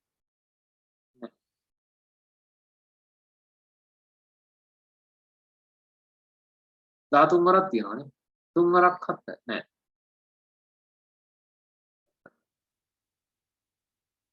9 වරක් 9 වරක් 27 දෙකක් විතර 9 වරක් එක 9යි. එහෙනම් 37 තියෙනවානේ. 37 තියෙනවා. 37 කියන්නේ ප්‍රථමක සංඛ්‍යාව. සාධක දෙක විතරයි. සාධක දෙකයි තියෙන්නේ 37 ප්‍රථමක සංඛ්‍යාව. 38 ප්‍රථමක සංඛ්‍යාවක් නෙවෙයි. එහෙනම් 37 විතරයි. අන 37 ප්‍රථමක සංඛ්‍යාව පුතු. ඊට F එකේ තියෙනවා Q කියලා කුලකයක්. Q කියලා කුලකයක් තියෙනවා. Q කියලා කුලකයක් තියෙනවා. ඒකේ කියනවා ලංකාවේ ප්‍රාථමික පාසලක ඇති ශ්‍රේණි ගන්න. ලංකාවේ ප්‍රාථමික පාසල ශ්‍රේණි කීයක් තියෙනවද? ප්‍රාථමික පාසල් කියන්නේ මොනවද? 37 වෙනකන් තියෙන්නේ. එකේ ඉඳන් 5 වෙනකන් විතරයි තියෙන්නේ. එක තියෙනවා, දෙක ශ්‍රේණියක් තියෙනවා, තුන ශ්‍රේණියක් තියෙනවා, හතර ශ්‍රේණියක් තියෙනවා, පහ ශ්‍රේණියක් තියෙනවා ඔච්චරයි. G වල තියෙනවා M කියලා කුලකයක් තියෙනවලු. මේ කියන M කියන කුලකයේ තියෙනවලු අවයව 30හි ප්‍රථමක සාධක. 30හි ප්‍රථමක සාධක. ප්‍රථමක සාධක. 30 සාධක ටික ඉස්සෙල්ලා බලමුකෝ. තියෙනවා එක් වරක් 30. දෙවරක් 15. තුන් වරක් 10. හය වරක් 5. හත් වරක් නැහැ. අට වරක් නැහැ. 9 වරක් නැහැ. 10 වරක් 3, 15 වරක් 2, 30 වරක් 1 එච්චරයි. මේ සාධක ටික 1 2 3 6 5 10 15 30. මේකෙන් ප්‍රථමක සාධක ටික විතරක් පුතේ. 2 ප්‍රථමක සාධකයක්, 3 ප්‍රථමක සාධකයක්, 5 ප්‍රථමකයි එච්චරයි. නම් 2යි 3යි 5යි විතරයි. 2යි 3යි 5යි. අන්ත. හරි ඒ ටික අවයව ටික ලියා ගන්න පුළුවන්. අවයව ටික ලියා ගන්න. බලන්න රෝමාංක දෙකේ අහන එක. NA NB NX NY NP NQ NM ABX YP NQN right. ඔන්න බලන්න එහෙනම් වැඩේ පටන් ගන්නවා. ඔන්න ඒ කියන්නේ මෙන්න මේ අපි ලියපු අවයවවල අවයව සංඛ්‍යාව නේද ලියලා පෙන්නන්න කියන්නේ. අවයව සංඛ්‍යාව. ඔන්න එනම් ඔයා ලියනවා අවයව සංඛ්‍යාව කොහොමද ලියන්නේ? මෙන් බලන්න අවයව සංඛ්‍යාව ලියනවා NA අවයව සංඛ්‍යාව ගණන් කරා 1 2 3 එතන 9ට එනකන් 9ක් තියෙනවා. 1 2 3 4 5 6 7 9යි. NB B වල අවයව සංඛ්‍යාව 1යි 2යි 3යි 4යි 5යි 6යි 7යි බලන්න ගණන් කරන්න. A N U R D H P කියන්නේ අකුරු තියෙනවා 1යි 2යි 3යි 4යි 5යි 6යි 7යි. NB කියන්නේ 7යි. NX පුළුවන් ලියන්න සතිය දවස් 5යි ආන්ගේ 5. මෙන් NY වාඩ් ලියන්න පුළුවන් 1යි. NP වාඩ් ලියන්න පුළුවන් දැන් 1යි. NQ වාඩ් ලියන්න පුළුවන් ඒකත් 1යි 2යි 3යි 4යි 5යි. NM ලියන්න පුළුවන් ඒකත් 3යි. අන්න බලන්න. ලියන්න කියපු ටික ලියන්න. උඩ එක බලාගෙන ලියන්න තියෙන රෝමාංක දෙක තමයි ඒ කරේම. රෝමාංක දෙකයි ඔය මම ලිව්වේ අවයව සංඛ්‍යාව. බලන්න කොච්චර ලේසිද කියලා කුලක. අංකණයෙන් දක්වන විදි. අංකණයෙන් දක්වන විදි.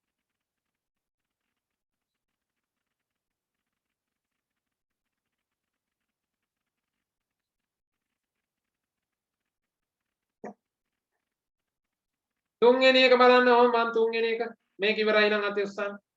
උඩේ ඉවරයිද?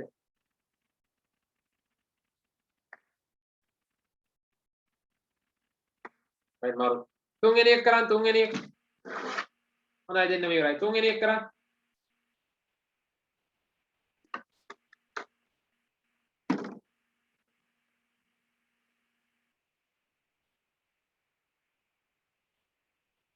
තුන්වෙනි එකේ මොකද්ද කියන්නේ මේ මෙහෙම කියනවනේ බලන්නකො P කියන කුලකයේ අවයව තියනවලු NP කියලා දීලා තියෙන එකනේ P කියන කුලකයේ අවයව තියෙන්නේ එකයිලු අන P මගින් දැක්කෙන කුලකයක් අවයව නිශ්චිතව හඳුනාගත හැකි පොදු ලක්ෂණයක් මගින් ලියා දක්වන්න P කියලා කුලකයක් ලියන්න ඕනේ හැබැයි එක අවයවයයි තියෙන්න ඕනේ මොකක් හරි එක අවයවයක් තියෙනවා. මම මෙහෙම ලියනවා. බලන්න හරියට. මොකක් හරි එකක්. එක අවයවයක් තියෙන්න ඕනේ අන්තිමට. වැවැය. මෙන්න මේ දෙක ලිව්වත් හරිය. මේ තියෙන්නේ ny එකයි np එකයි මොකක්ද yp කියන්නේ? දෙකත් අටත් අතර පහේ ගුණාකාර. 32ත් 38ත් අතර ඇති ප්‍රථමක සංඛ්‍යා. අන්න ඒ වගේ. මොකක් හරි එක අවයවයක් විතරක් තියෙන එක. මම ලියනවා මෙහෙම. 1ත් 3ත් අතර ඇති ඉරට්ටේ සංඛ්‍යා. 1ත් 3ත් අතර ඇති ඉරට්ටේ සංඛ්‍යාව මොනවද තියෙන්නේ?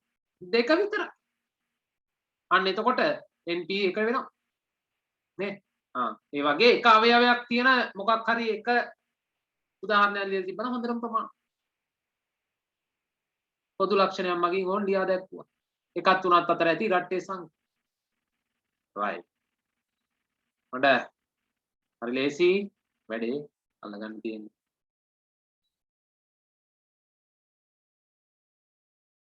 යනවා අපි 19 3 අභ්‍යාසයට 19 3 අභ්‍යාසයටත් ඔහොම යනවා ටක් ගාලා. ඒක නම් සියලුම දේවල් ටික කරනවා. 19 3 අභ්‍යාසය හරිම ලේසි. ඒක සියල්ලම කරනවා. පහත එක් කුලකයේ අභිශූන්‍ය කුලකයක් වන බව හෝ නොවන බව ලියා දක්වන්න. අභිශූන්‍ය කුලයක් නම් ලේසිනේ. අභිශූන්‍ය කුලකයන් නම් ඔයා ලියන්නේ කොහමද? p සමානයි කොහොමත් ලියනවා අභිශූන්‍ය කුලකය. මෙහෙමත් ලියනවා. අවයව නැත. අභිශූන්‍ය කුලකයන් නොවේ කියලා ලියන්න පුළුවන් මෙහෙම මේ p කුලකයක් නොවේ අභිශූන්‍ය කුලකයක් නොවේ.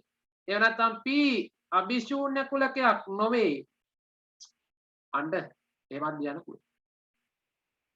එහෙම නැත්නම් ඔයාලා ලියන්න පුළුවන් අභිශූන්‍ය කුලකයක නොවේ කියලා. මෙහෙම ලියමු. අපි සංකේත පාවිච්චි කරලා ලියමු. කුලකයක් නොවේ නම් සමාන ලකුණ කැපුවා. අභිශූන්‍ය කුලකයන් නම් මේ උඩ විදියට. කුලකයක් නෙවෙයි නම් අභිශූන්‍ය කුලකයක් නෙවෙයි. සමාන ලකුණ. right. ඔන්න අපි ලියනවා 19 3 අභ්‍යාසයේ මාත් එක්කම යනවා වැඩේට කරගෙන යන්න. අංක 1 රෝම අංක 1 බලමු. p සමානයි 5ට අඩු 5 ධන ගුණාකාර. 5ට අඩු 5 ධන ගුණාකාර තියදානේ නෑ අභිශූන්‍ය කුලය. එහෙනම් මෙයන් වා ලියනවා p සමානයි මෙහෙම ලියන්න පුළුවන්. එහෙම නැත්නම් p අභිශූන්‍ය කුලකයකි. මේ දෙකම හරි. මේ ක්‍රම දෙකෙන් කැමති එකක් පාවිච්චි කරන්න. රෝම අංක 2 q බිඳුවත් සිට 10 තෙක් පූර්ණ සංඛ්‍යා q කියලා කුලකයක් තියනවලු. මේකේ බිඳුවත් 10ත් අතර පූර්ණ සංඛ්‍යා ලියන්න පුළුවන් නේද? සංඛ්‍යා ලියන්න පුළුවන්. බිඳුවත් 10ත් අතර පූර්ණ සංඛ්‍යා දන්නවා 1 2 3 4 5 6 7 9. අන්න එහෙනම් මේක අභිශූන්‍ය කුලකයක් නෙවෙයි. අන්න මේ සමාන කිරීමේ ලකුණ කැපුවා. ඒව නැත්තම් ඔයාලට ලියන්න පුළුවන් අභිශූන්‍ය කුලකයක් නොවේයි. අන්න අභිශූන්‍ය කුලකයක් නෙවෙයි. p නෙවෙයි මෙතන q. q කියන එක අභිශූන්‍ය කුලකයක් නෙවෙයි. q කියන එක අභිශූන්‍ය කුලකයක් නොවේයි. අන්න අභිශූන්‍ය කුලකයක් නෙවෙයි.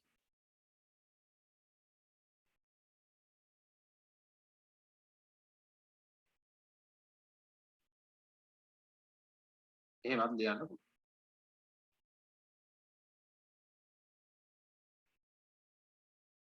ඊළඟට 3 ඔයා මේක නැත්තම් අභිශූන්‍ය කුලකයක් නොවේ කියලා අකුරෙන් ලියලා තිබ්බත් වැරදි නෑ. වැරදි නෑ. 3 r සමානයි 1ත් 3ත් අතර ඔත්තේ සංඛ්‍යා. 1ත් 3ත් අතර ඔත්තේ සංඛ්‍යා තියද? නෑනේ 1ත් 3ත් අතර තියෙන දෙකනේ. දෙක කියන්නේ ඉරට්ටේ සංඛ්‍යා. කියනවා ඒක අභිශූන්‍ය කුලකයක්.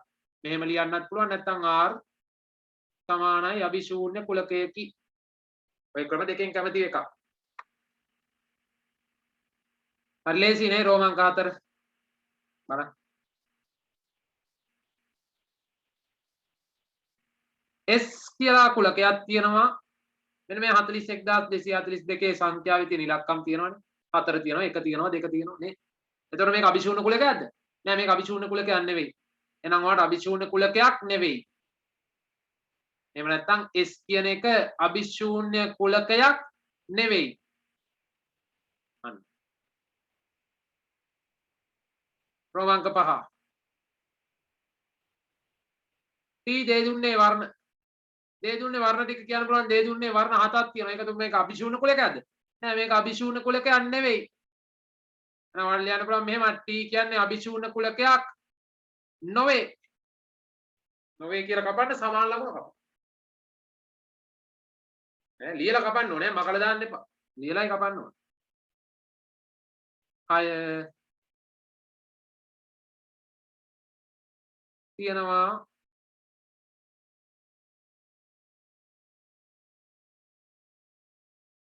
U සමානයි කුලකය ඇතුලේ තියෙන බිඳුව. එතකොට මේ කුලකය ඇතුලේ අවයවයක් තියෙනවා බිඳුව කියලා. එතකොට මේකත් අභිශූන්‍ය කුලකයක් නෙවෙයි පුතේ. අභිශූන්‍ය කුලකයක් නෙවෙයි. ඇතුලේ තියෙනනේ අවයවයක් තියෙනවා මේ දීලා තියෙනවා බිඳුව කියලා. අවයවයක් තියෙනවා බිඳුව කියලා. එහෙනම් අභිශූන්‍ය කුලකයක්. නැත්නම් ලියන්න පුළුවන් U කියන්නේ අභිශූන්‍ය කුලකයක් නොවේ. හරි.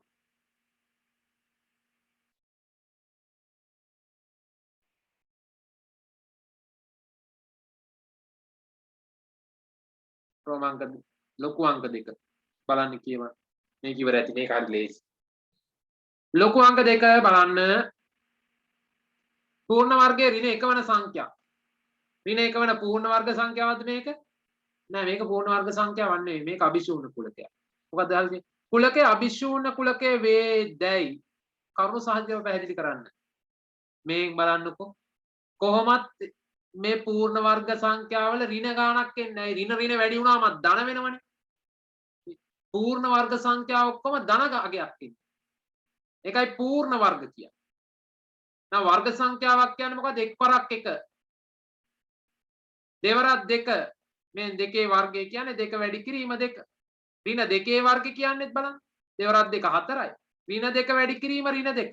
ඍණයි ඍණයි ධන වෙනවා. දෙවරක් දෙක හතරයි වෙනවා. එහෙනම් මේ බලන්න හැමතිස්සෙම එන්නේ පූර්ණ වර්ග සංඛ්‍යා ධනකය. ධන වැඩි වුණත් ධන එන්නේ ඍණ වැඩි වුණත් එන්නේ ධන. ඒතර මේ ඍණ එක කියන්නේ පූර්ණ වර්ග සංඛ්‍යාවක් නෙවෙයි. මේකේ කුලකයක් නැහැ. ඍණ එකේ පූර්ණ වර්ගයක් නැහැ. ඍණ එකේ පූර්ණ වර්ගය ඇවිල්ලා ඍණ එක කියන්නේ පූර්ණ වර්ග සංඛ්‍යාවක් නෙවෙයි. එහෙනම් මේක ඇවිල්ලා අභිශූන්‍ය කුලකයක්. ආන් ලියනවා. අභිශූන්‍ය කුලකයේකි ඇයි මං එහෙම කියන්නේ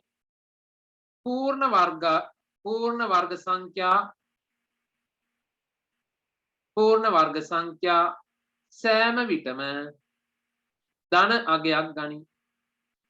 අන්න ධන අගයක් විතරයි ගන්න පූර්ණ වර්ග. ඍණ අගයන් ගන්න. අන්න ආලියනවා අභිශූන්‍ය කුලකයකි ඇයි පූර්ණ වර්ග සංඛ්‍යා සෑම විටම ධන අගයක් ගන්නවා මේකේ අවයව නැහැ. ඍණ කියන පූර්ණ වර්ගයක් නැහැ.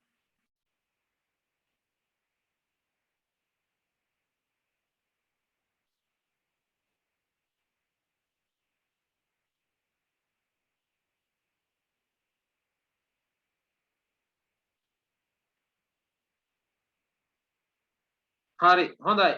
ඉතින් ඕන් වාට පේනවා අද අපි සම්පූර්ණ කුලක කියන පාඩම ඉවර කරා. අර ප්‍රතිශතත් හදලා කුලකත් ඉවර කරා. ඒතර කුලකවල කුලක අංකණය ගැන තමයි ඔයා ඉගෙන ගත්තේ. ඔය මුළු පාඩමම තමයි මම එකපාරම වැඩි වාට කියලා දුන්නේ. ඔයාගේ 8 වසර ඉගෙන ගන්න තියෙන. ඒතර මේ කුලක අංකණයේ තියෙනවා අපි කුලක අංකණයන් තුනක් අපි විශේෂයෙන් පාවිච්චි කරනවා. අවයව වලට අංකණයක් පාවිච්චි කරනවා. අර E අකුර T අකුර වගේ ලියලා මැද්දෙන් ඉරක් ගහලා E අකුර හදාගෙන. ඊළඟට අවයවයක් පෙන්වන විදිහ අවයව සංඛ්‍යාව පෙන්වනවා n අකුර පාවිච්චි කරලා වරහන් ඇතුලේ කුලකයේ නම ලියන අවයව සංඛ්‍යාවට සමානයි කියලා පෙන්වන්න පුළුවන්. ඊළඟ අභිශූන්‍ය කුලක කියනවා ඒ අවයව නැති කුලක වලට තමයි අභිශූන්‍ය කුලක කියන්නේ. අවයව නැති කුලක නැත්නම් අභිශූන්‍ය කුලකයක් පෙන්වන්න පුළුවන් ආකාරය අපි ඉගෙන ගන්නවා. හරි. එතකොට මේකේ තියෙනවා තව පුතේ මිශ්‍ර අභ්‍යාස කීපයක්. ඔයාලට පුළුවන් ගෙදරින් මේ මිශ්‍ර අභ්‍යාස සියල්ල මේ මිශ්‍ර අභ්‍යාස සියල්ල ඔයාලට පුළුවන් ගෙදරින් හදන්න.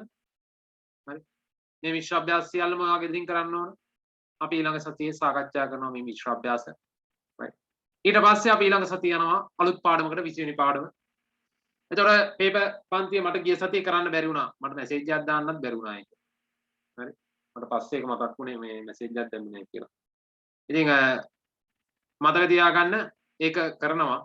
මං හදිසිය හරි කරන්න බැරි වුණොත් දැන් මට මේ දවස්වල පොඩි ප්‍රශ්නකුත් තියෙන හින්දා සමහරට කරන්න පුළුවන් වෙයිද දන්නේ නැහැ මේ මේ දවස්වල බිසි ඒ නිසා මේ පරිසරය තිබ්බ නැති වුණොත් මම මැසේජ් එකක් දාන්නම් මට ගිය සතිය අමතක වුණා මේ වැඩේ කරන්න.